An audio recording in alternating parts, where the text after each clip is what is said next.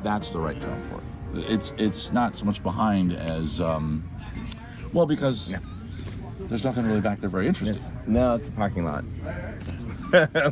Now, do you tie that? Oh, yeah. I'm sorry, right at the top. Oh, yeah. Now, but you leave purposely this. Yes, it's a look. We're all cartoon characters, so Who are you talking to? I'm talking to No, your, talk to people. me. Don't worry about them. They're just watching from the side. Okay. It's fly on the wall. Well, don't do that. They need to know.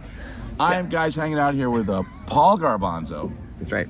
Now, I don't want to blow the magic. I don't want to make Clark Kent come here right now and admit that he's Superman. Is Garbanzo your last name? No. Okay. No, that's not my real name. But we don't want to go with Yeah, I have warrants, so nobody knows my real last name. Really? Yeah, no. No, I don't, of course. When did you decide to go with that name? A million years ago, so I had a juggling troupe. We were the Garbanzo Brothers. Okay. And we got that name from a literal can of beans that there was 4 of us. We were sitting there trying to figure out, like, what do we call ourselves? What are we gonna, and like, my friend had a giant school-sized chalkboard in his apartment. And we had every name that we could think of written on this giant board. Where is this? Where are you? We're in Richmond. Richmond, Virginia. Yeah. Okay, I'm sorry. That's where you're from. Yeah. Okay. So back in college day, I had a bunch of jugglers, and we were like, "Let's do it. Let's come on. We're gonna do it. It's gonna be great." And Why? why? I'd been juggling for a while, Yeah. and then I was in college for theater tech. Okay. I went to theater tech because I was already going, I'm gonna be a juggler, but I don't need acting because we're not actors. Acting, We're not? well, no, we're performers. Okay. We'll get into that in a second. Once I started taking acting classes, I was like, oh, I'm not an actor. Oh, no. Compliments to actors. It's a different job. It's an absolutely different job. Yeah, So 100%. I'm me. I'm just a bigger me. I'm multiplied by 10 when I'm on stage. Right. So Right. I'm still me. An actor is taking a whole nother role, and that's the big difference. And Okay. so I immediately was like, oh no, that's not what I'm doing. I immediately knew, and so I just switched over So to you're tech. in college, VCU or? Yeah, VCU. Took a guess. I had a friend that went there. Yeah. I'm from Maryland, so we're both There you from the go. Mid-Atlantic. You've said something interesting. You said, I decided I'm going to be a juggler. Yeah. Now, most people that I know, myself included, it was more fall ass backwards into, I got a gig. Right. Oh, and I can juggle. I better put together 8 minutes of material. Right. Shit. I was a busker in Baltimore and stuff like that. I better Yeah. I got a gig at a Inner camera. Harbor. Yeah, I was Harbor, there. you know Did it. that. Yeah. But you said it, the way you framed it was interesting. Was Yeah. there a different dynamic? Did you literally push yourself into the future for 10 years ago? I'm going to be a juggler. I'm going to do that. You saw the Flying Yeah. Karamazov, So, you saw yeah. Michael Davis, and Right. thought, that's what I'm Well, going to do? so I had an interesting thing was that my uncle was Boss Clown from Bargain Bailey Circus. Oh, okay. And now I was 10, right, when he was touring. He was touring the world. So not only was he Boss Clown of the gold unit, I mean, he was Boss Clown of the blue unit, but then Bargain Bailey has 2 units, it used to, red and blue, Yeah. and then when they would do something international, they would form the gold unit, and then that was the best of the best, and so then they would go and do Japan. Boss Clown, for those that don't know, is literally the what head, it says. Boss Clown for Right. Bargain Bailey Circus. So I guess that was a waste of time. yeah, Sorry. so yeah, he is the boss, and he's in charge. He makes the routines. He okays the routines. He does all the rehearsals and all that stuff. So there's a lot of work. So you grew up in the biz? Well, but see, not really. He was there. I was only like 10 years old. Or So- was he there? Was he on the road So somewhere? he was on the road. Yeah, but you didn't go with. I heard the stories. Okay. And it's kind of like the concept that you could be a clown and go to Japan and go to all around the world. And I was like, as a clown, I was like, okay, so that's a job. Yeah. And it's More so in the rest of the world than here in America. But Well, still, yeah, your yeah. dad figured out a way to do Uncle, it. Uncle, yes. Uncle, I'm sorry. I thought it was So like he's he was my godfather. I mean, he still is my godfather. Okay. Of course. But he's my godfather, and he was I misheard Boss you, I'm Clown. sorry. Yeah. Uncle, So, not father. Boss Clown, Bargain Bailey Circus, and so the concept that that's a real job Right. was in my head Very early on. at 10 years old. Yeah, so you see doctors, lawyers, fishermen, Right. firemen, fishermen. Sometimes you see fishermen. Sure you do. Not in Richmond, Virginia. No. And then clown. And so he's like, and I was like, man, you went to Japan. He's going Yeah. all over the place. Brought back stories. It's like, that's awesome, and that's how you do it. Right. I don't know. I was trying to think of my uncle, the doctor, he wasn't going to Japan. Right. Not that I know of. but you know, so like that concept that was a job. Right. A real job. It's a Yeah. real job. And so I'm like, okay. So what age were you And- talking when that decision was made? So then like I learned to juggle when I was 12. Okay. And Seems to be when it happens. yeah, and then again, hilariously, he didn't teach me to juggle. My brother's friend taught me to juggle. Oh yeah. Because my uncle was on the road, right? Okay. And so I just learned to juggle, and I was like, well, this is kind of cool. And like, and then you know, I don't know, somewhere in the age of 14-ish, Yeah. saw the Flying Karamazov Brothers Sure. video, and I was like, okay, oh right, Yeah, all right. there was And that then- moment when them and Michael Davis and those guys were, Right. Frank Olivier were on the Tonight Show. on the Tonight Show doing all the things, and I was like, That's thanks to Johnny Carson, who himself was a magician and Right. really admired variety artists. Right. Nowadays, Actually, like not. Yeah, there's a little. I don't know, a bit of a. The evening shows have this a little bit of like they're not so hip on the variety arts so no, much. variety you arts know. hasn't been respected ever in this country. Oh, ever, right? I guess I hear in Russia, in Soviet Russia especially, the top clown would have the nicest condo. Right. Or Yeah, apartment. sure. I mean, I don't know, but yeah. I don't know about Russia, but So you chose it. Yeah. So at 12, you're learning to juggle. At very early on, you're deciding, I'm going to do that job. And then like- you went to VCU to study tech, thinking, I don't need to be an actor. And we're back to that original right. Well, subject. so I originally went in undecided. Okay. And I was like, well, I'll figure it out when I get there, because I was like, do I need acting? Do I need tech? Because I would like to be able to build the things that I need for a variety show. Paul, because, would it be fair to say that you were juggling your options? well, No, we're not done. We're still over here. no, sorry. And see. Okay. So yeah, and then You I weren't quickly realized freshman year that Yeah. that acting is not what I was. You know, I'm a vaudevillian, Sure. following in the Karamazov's footsteps, sort of thing. And you're like, right, that's what I want. I want to interact with the audience. I want to do all those things, have the skills, have the interactions. Okay, not to say acting classes wouldn't be good, but it's like that's a different skill. Sure. And I was like, I'm just gonna go with the tech thing. And then Okay. for a while, I was painting sets. I actually painted sets for movies. And What was the and, first big gig for you? as far as juggling? Yes. Oh, As far as where you are now, where did that start? so hilariously, I'll decide if it's hilarious, Paul. well, I didn't even know Renaissance fairs existed Until. until '99. Shut up. I'm not even. And you're kidding. from Virginia, I'm where the from Maryland Virginia, where Fair, Maryland Fair is Pennsylvania right Fair. there, right? So no, sorry, it was '98. And, And you're 35. currently, Yeah. yes, Okay. Keep going, Yes. keep going, dude. and Do an edit right there. Yeah, so Make there that you- seem more realistic. So you're 35. 35, yes. Yeah. Okay, good. And so, huge D&D, Dungeons and Dragons nerd. Okay. And 99, suddenly. And yeah, it was somewhere around 98, 99. Oh, because I did Maryland in 99. That's what it was. So your first gig in this business was the first time you Maryland. even knew it Yeah. existed. Here's the thing. How did you get that gig? I'm sorry. So I had already been performing at amusement parks. Right. My juggling group got to perform at the Kennedy Center. I didn't know Red Fairs existed. Yeah. Okay, this is all before. Is that a good or a bad thing, though? Wait, you went from the Kennedy Center to this. No offense to I what we're love current- this. I do too. So the thing but is that the Kennedy Center was not a vaudevillian venue. Good point. I tell a Yeah. lot of people that talk about this, and every now and then you probably know this, people in the variety arts world, they all have their little niches, cruise ships, casinos, corporate gigs, and they're always picking picking each other. Hey, what's it like? Grass is always greener type vibe.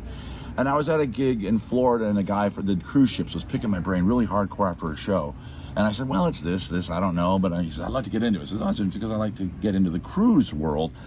And not to put that world down, but one thing this world has is they can get to know you. They're willing to play, and you can get a little untoward that you probably wouldn't get away with on Carnival cruises. Absolutely. Yeah.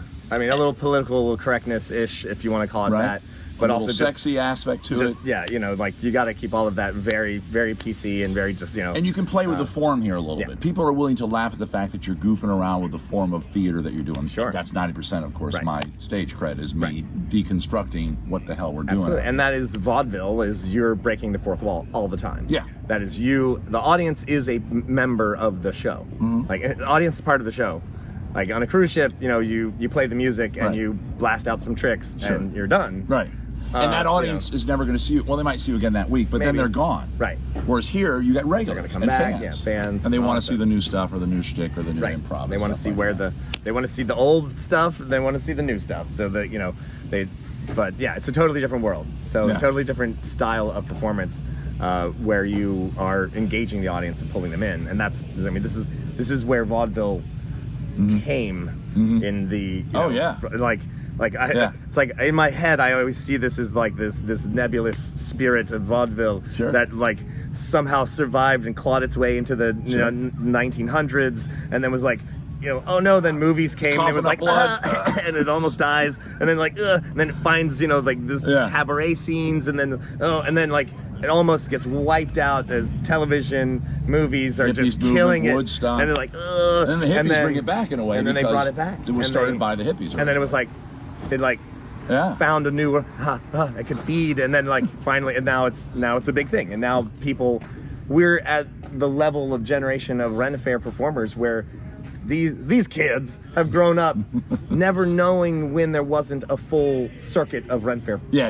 Like, and what does that feel like? As somebody who came to it, we're probably about the same age, but you just came to it later. Let's put it that way. Yeah. But how are you feeling of the people that are coming up? I love it. I mean, it's great. So I came in, in like right at like 98, 99, 2000, where you're like, oh, you can book a whole year. Yeah. Like, it might get hard on the ends, like the February, March end and the November, December end were very slim. It's like the hot dog where the weenie's not as big as the Right. You got, just because like back then it was like Arizona was the only thing going on in February, March. And now you have choices. And then now there's enough work for performers practically year round. You might take a few weeks off and Christmas. Are you on the road full time? Mostly. I mean, I have a house, but Virginia? Yeah. Cool. And I moved back there. I lived in California for a hot minute, and then I was paying way too much rent. My mortgage is less than my rent was in, and See, I have a wife and kids, so I'm one of those commuters. So I have to come and go all the time, which really takes a bite out of the business, but my wife works, so it's okay like that. I miss being on the road sometimes. Yeah. Well, boy, I tell you, when you get off the airplane and back to your nice, warm, cozy house and your dog and everything, there's something very nice about that. I have to say that's why I love Maryland, because I moved back to Richmond, and I do have a wife, so we, Maryland, I'm 2 hours and 19 minutes. You got it down to the minute. So Sunday night, you go home. Sunday night, I go home. Yeah, I go home during Northern. Yeah, so the fair ends early enough that we can all go have dinner and still drive home 2 hours. Yeah, it's only 10 o'clock. It's like I get out of the car and I'm like, oh, we could hang out, we could watch a movie. So, I ask everybody this before we get into wrapping this thing up. Paolo, let's call you by the name. I like that you took your real name and just incorporated it in. Yeah, well, my grandmother used to call me Paolo. Was she from I'm the Italian. old country? Yeah. So, Was she was born in Italy? Yeah. Oh, that's awesome. Is she still with us? No. Oh, I'm sorry. Yeah. Even though I'm only 35, she would be about, I think, 100 right at this point. So, yeah. I ask everybody this because I work through depression and I have anxiety and various medications and therapies like that. Don't worry, we're not going to get into that, whatever your situation is. But is there a moment in your day or show or set, this joke, that gag, that trick, that engagement with the audience or a fellow performer that you can go, that always makes me happy. That is a huge source of joy. Like a specific punchline joke that works. Man, I love it when that joke works. Oh man, it doesn't have to. If you have no answer, you have no answer. It's a whole beat. Well, right? I mean, there's a bunch of stuff that I do that's kind of like it's the thing where you like. The audience is in on the joke. I'm not making fun of anybody, but there's like this ridiculous moment that happens, and then sometimes I have a whole thing where we a lot of fights break out at my show. I don't know if you've okay. We have ballerina fights and architecture fights and math fights, and so the audience. With the audience? Yeah, I charge up the audience to be like, oh, did you want to fight about that? Are we having a math fight now? Is that what's going to happen? Okay. And then we have a gravity fight. All right. And I was like, I'm sorry, we having a gravity fight? And then so I get the microphone and do announcer voice. And I'm like, in this corner we got this guy, and in the opposite corner weighing in at 101 pounds, wearing a 4-foot-long wig. It's the one, the only, Sir Isaac Newton. And I have people who have dressed up as God. Sir Isaac. And then, because normally... I've never been through your whole set. Yeah. I'm sorry. So I'll well, it's a fairly new kind of thing, but I will point as if like he was going to come down the aisle like in a wrestling match or something like that. And then I'm like, oh, hey, you know what? I need somebody to cosplay Sir Isaac Newton for me. But if you could like mash it up with like Macho Man Randy Savage and be like, woo, yeah. So I've had people come dressed as a mashup of Macho Man Randy Savage, Sir Isaac Newton. They're in on the joke. Yes. Audience members. And so they will come in and that brings you a lot of joy. I'll see them, man, because it's really hard to miss a like 17th century giant wig, and I'm like, oh yeah, the gravity brother. he'll have fringe like Macho Man Randy Savage and a big like 17th century coat, and I'm like, I'll spot him well before like the beginning of the show. I'll be like, oh yes, and the silent nod, and then he's like, like so happy that I spotted him. What a fun beat. And then I'm like that. Like there he is right now. That's awesome. And then they get to have this moment. And the regular audience, but they don't know that this was something in your back pocket. Right. It's a piece of back pocket material. And it's like if nobody shows up, I just make a joke about how like, oh, I'd love to see that, and then I go into pantomiming Macho Man Randy Savage and Sir Isaac Newton. So it sounds to me like that connection, that real cool connection with your audience has gotten to the point where they are looking forward to being part of the Paolo Garbanzo show. Right. They come appropriately dressed because they know the joke. You see it, that makes you very happy. Yeah. That's unbelievable. Yeah, because that's the engagement with the audience that. Okay. Because it's like I feel like it's different from than like somebody dressing up as you.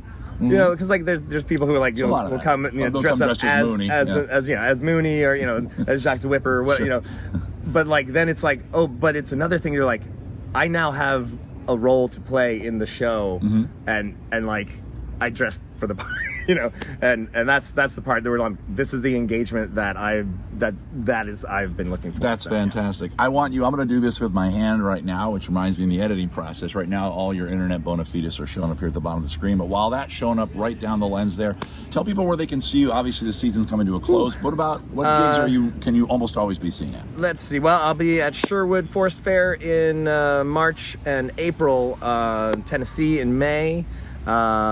And then what do we got? I'll actually doing a couple weekends in New Jersey, a couple weekends at the Washington show. So I just talked to them. And then I also run tours during the summer. I go to Europe and I give tours, and we go to medieval festivals in Italy and things like that, in Czech Republic. So that's part of where you can also find me there. You're involved with Carl on that? Well, it's my business. Carl's involved with me. Oh, I'm sorry. I've known Carl for quite a bit longer.